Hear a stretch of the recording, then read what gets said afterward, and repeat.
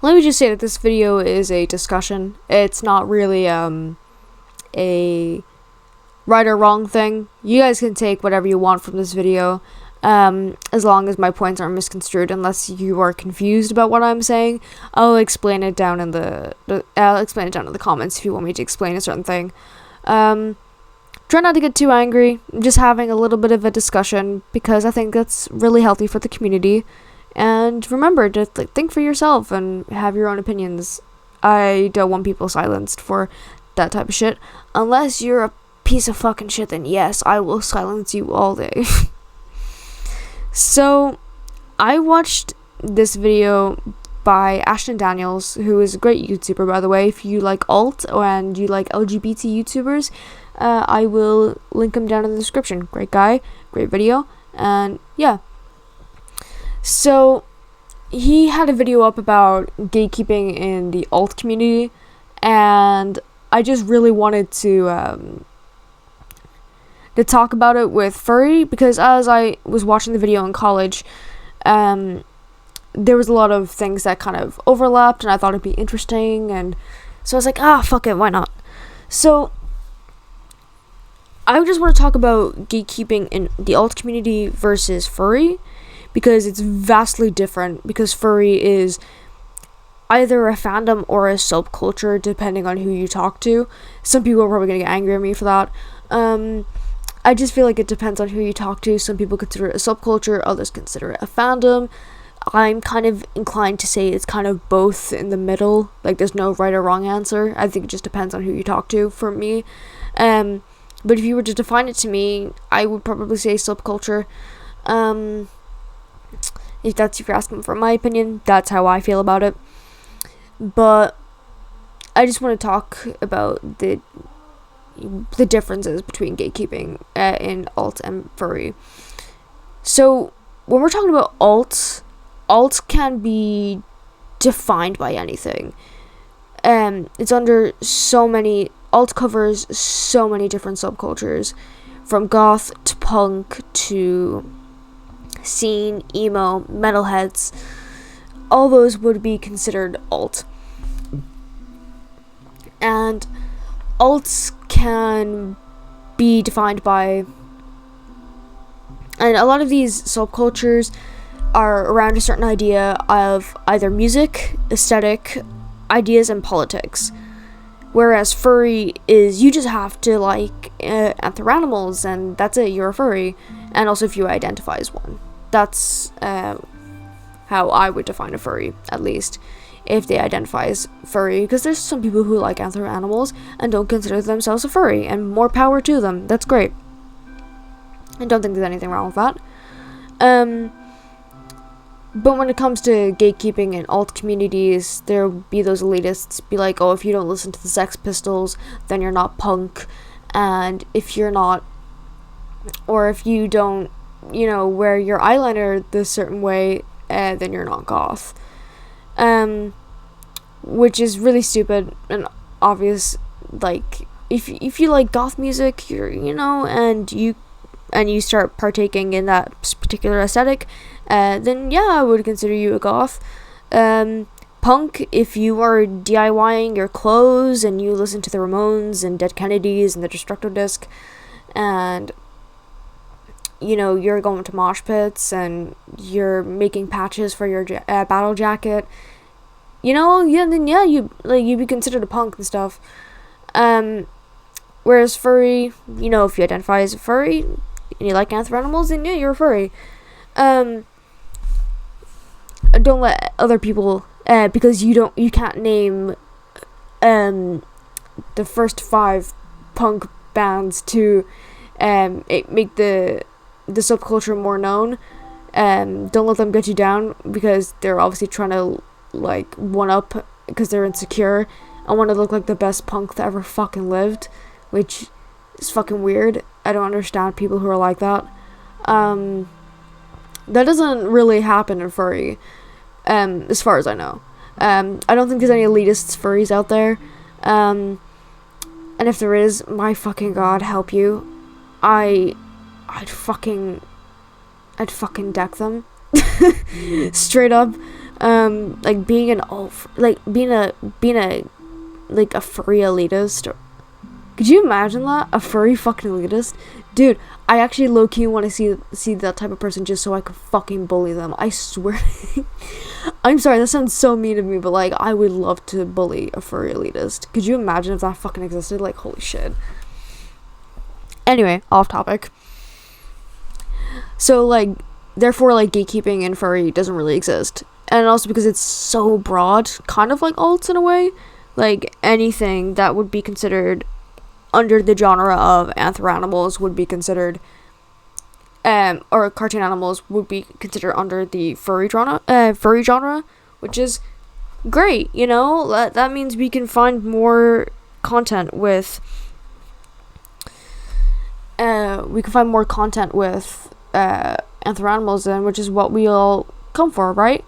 We all like to come to this fandom to see all the anthro-animals that we grew up with and that we just find really cute or may inspire new character designs. That's really, you know, what we're here for. But when you like dig deeper into the community about what furry is about, like under the surface level of just liking anthro-animals, there's also like a lot of ideas and ideologies that you probably wouldn't know if you were on the outside looking in. For example, we're very LGBT friendly, which is 100% great. 100% great. It's amazing. Seeing the support that people have given me after I came out as trans was incredible. Because when I first started getting involved with the community, I considered myself genderqueer, and now I am a trans demi-boy. Seeing people just immediately accept me as trans was a wonderful experience, and I don't think I would have came out to my parents if I didn't have the support and network I had with the furry fandom helping me with that. And I'm forever grateful for the fandom for letting me loosen this one shackle I had holding me back in life, and I just think that's great. And then other things we also, when I talked about my previous video, is that we're very sex positive, which I've explained in that video, although it may seem like I was bashing it a little bit. It is a good thing. I don't think it's a bad thing at all. I just think we need more barriers in place for minors and adult spaces, and once we're able to do that, I think that's fine. Just in case, you know, anyone misconstrued that. And then also, we are also very into supporting artists and supporting them and keeping it very, I don't know if individualistic is the right word, but for lack of a better word, we don't like corporations getting involved with furry too much. I mean, there was the whole Skittles Persona drama thing that happened. We're very into supporting our own artists, and we're very anti-NFT, which is great.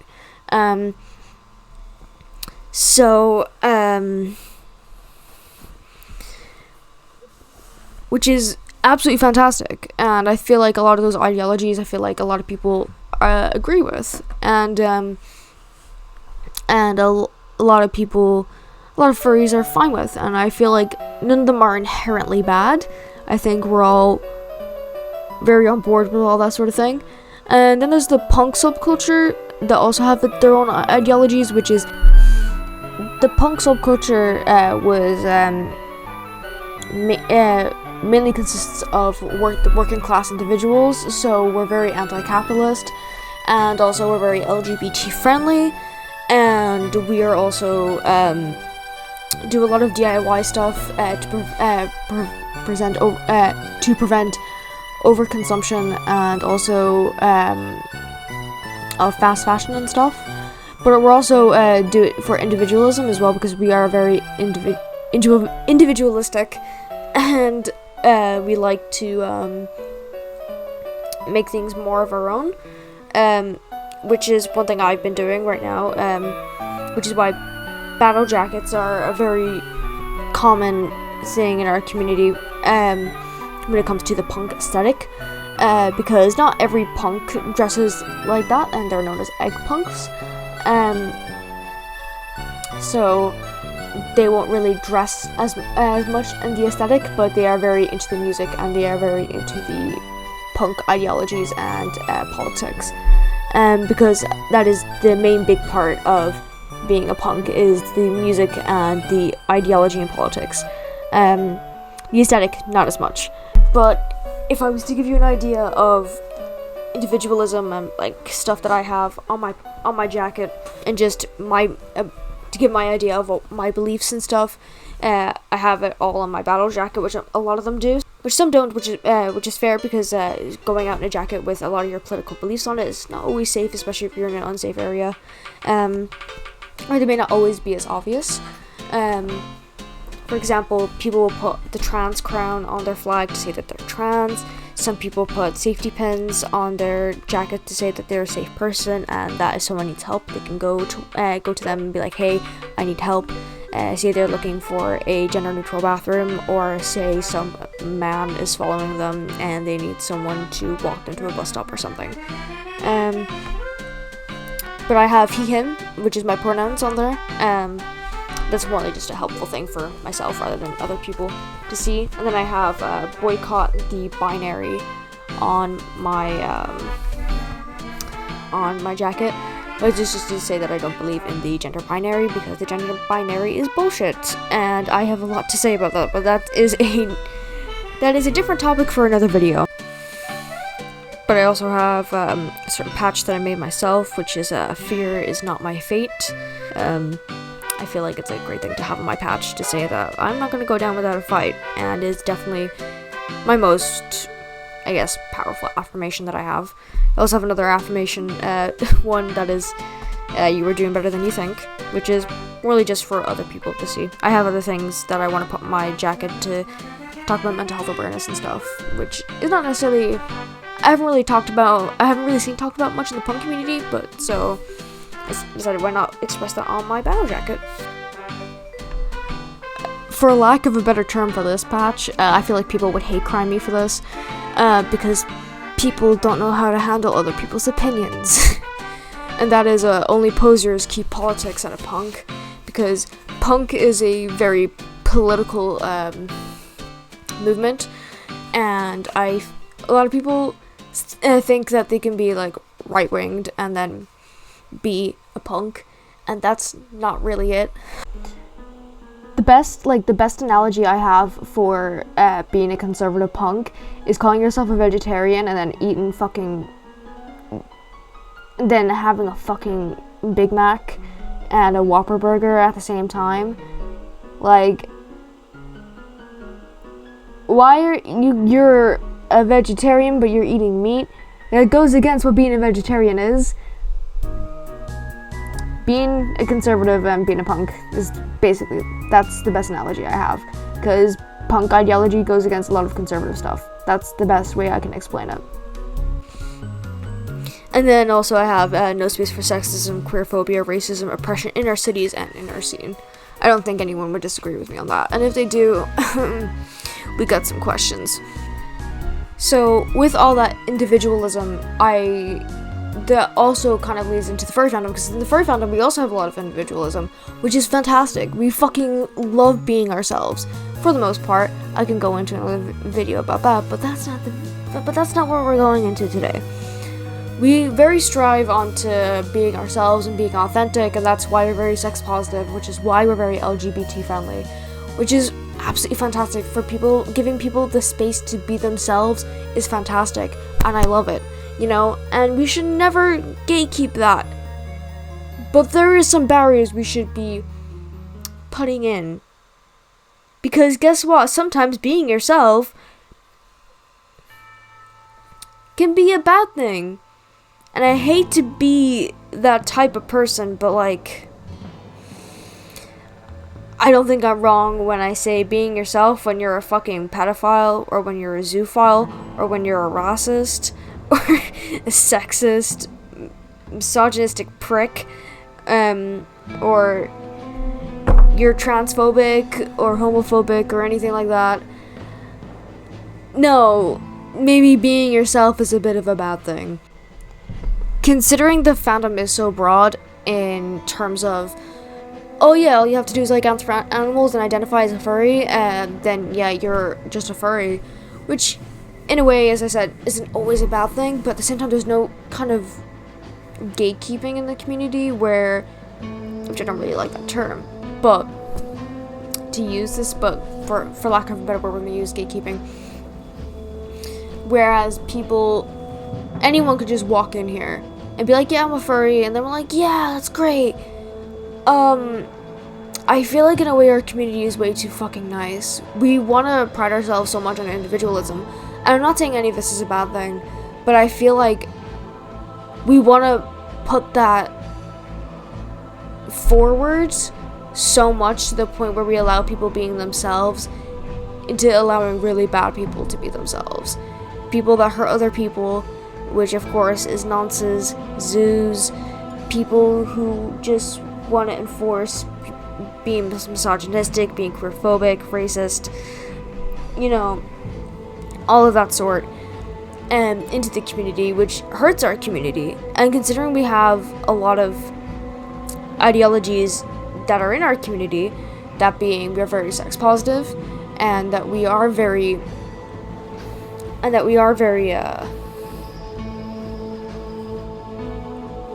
LGBT friendly, the fact that we allow other furries to come in, furries like that to come in and invade our space is disgusting. Just because we're sex positive does not mean we should allow people who have paraphilias to express their paraphilia, because expressing a paraphilia is fucking dangerous and horrible, because it just allows the paraphilia to fester, which allows fucking more victims, which is disgusting, and we should never fucking allow that. They need help. That's what they need. We can be positive about paraphilias by not allowing them to indulge in their paraphilia, but allowing them to handle the paraphilia by encouraging them to get help. That's real sex positivity right there. And then we have, of course, people just being racist and all that type of shit. No, we just beat their fucking asses because, no, maybe don't be a racist prick. Maybe don't be misogynistic. Maybe don't be fucking homophobic or transphobic. Because what does it do? Creates hate. It ruins fucking lives. People lose their lives over this shit. And it's disgusting. And the fact that we allow it to be in there just because individualism, yeah!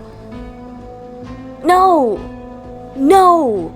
It's not fucking fair that, because a lot of furries come in here to seek refuge from, there's a lot of people with homophobic or transphobic families, and people who experience racism. The fact that they can create a character that they identify with, and the fact that they can have that character to be able to express themselves is fantastic.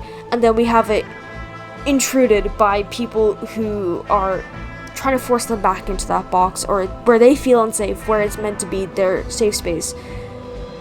It's disgusting, and we should totally revolt against it and be like, no, we're gonna fight for our fucking safe space and not let these people run our conventions or come to our meets and make other furries feel unsafe. I don't know why I have to say this, because I feel like it should be self-explanatory, but furries, they want to avoid anything negative, because how dare we be negative? Sometimes we gotta address the bullshit, Babs. I have to say it to you. We have to address it. I'm sorry. Should gatekeeping start in the furry community? In a way, although I don't like the term gatekeeping, yeah, in my opinion, yeah, I think it fucking should start. Because I'm sick of seeing furries that are out there to put other furries in danger and going against what a lot of furries now believe in, because I just think it's horrible, you know what I'm saying? I know a lot of people who say that, oh, but this is a fandom for loads of people to get along, and yeah, not all people are gonna get along, especially when this community definitely does have a lot of ideologies, and a lot of furries agree on, because this, I think everyone now can agree on, that this community is an LGBT safe community, and a lot of them share a lot of the same beliefs, and we should keep that. At least in my opinion. Some people may not, but I feel like it should be kept in order to keep furries safe. I don't think I'm wrong in saying that we should keep this community safe from nonsense and from zoos and the people who like to oppress. You know what I'm saying? I feel like we should be protecting our community, protecting other furries. It's what we should be doing. But I don't know. I feel like people just want everyone to be included and everything, but sometimes I just think we shouldn't. I don't think if it includes other furries getting fucking hurt, what's the fucking point of including people who are gonna let other furries get fucking hurt? You know what I'm saying? That's the way I see it. Like, what's the point of trying to include everyone when including everyone includes other people getting hurt? Especially when we imply this community is a safe space for everyone. Like, we always hear it in the fucking furry documentaries. We're always such a safe space. We're always this and we're always that. We're always so accepting. Yeah, we're so accepting to the point where we allow others that weren't accepted to now get not accepted by people who oppress them. You know what I'm saying? Like, it's like saving a bunch of chickens and then putting a wolf in there. You know what I'm saying? Like, come on. Like, it doesn't make any sense. Like, y'all, are you not hearing yourselves? If we're meant to be protecting people, fucking protect them. Do your fucking job. But yeah, that's really all I have to say for the rest of this video. I'm exhausted, Jesus, because I had to do a lot of thinking. I don't do a lot of thinking. Usually. Actually, no, that's a lie. I have fucking anxiety. I fucking think a lot. But yeah, if you guys like this video, as I said, it's a discussion video, okay? So just chill. Don't get angry at me. I'm a soft boy. Please don't get angry at me. I will cry. But yeah. Y'all just, you know, write down in the comments about what you guys, you know, think about what I have to say. Maybe you have something to change my mind. I don't know. Just discuss it. I don't care. This is my opinion. I am a very opinionated person. So sorry if I came off aggressive. Have a cookie. So yeah, that's pretty much it. I have really nothing else to say for this video. I hope I didn't sound too scattered-brained, because I hate it. Because I'm sorry, I sound like I don't know what I'm talking about. The problem is that I blank out a lot, and I'm like, what am I saying again? I forget. And then I have to stop the recording, and then I have to go back and see what I was talking about. It's terrible. My brain does not like to work. Anyway, see, and I go off on rambles too. I do it all the time, and I'm sorry. So, I always feel like y'all hate these types of videos. Don't worry. I hate them too, because they make me overthink. But I felt like it was the best way to approach this video. So, yeah. I hope you guys liked it, and maybe you guys want to see more stuff like this. I don't know. Maybe we'll do a battle jacket tour once my battle jacket is done. And maybe I'll like that. Maybe you guys want battle jacket tutorials. Maybe I can make a furry battle jacket. That'd be dope. But yeah, that's really all I have to say for the rest of the video, and I'll see you guys later. Legit was just in call with a friend, a bunch of friends, and the For the Crack server, which is an Irish furries group, which I will leave a link down to the description because I am an admin. Basically, I was in call with them, and they let me know that Jella Barafa, the lead singer of the Dead Kennedys, was at a furry party, and this clip happened, and it is wonderful. And I thought, considering what this video is about, it has to be in here. I'm sorry, but like, knowing that this exists, I have to put it in. So enjoy this little post-credit scene. Nazi furs, fuck off. You never see it coming.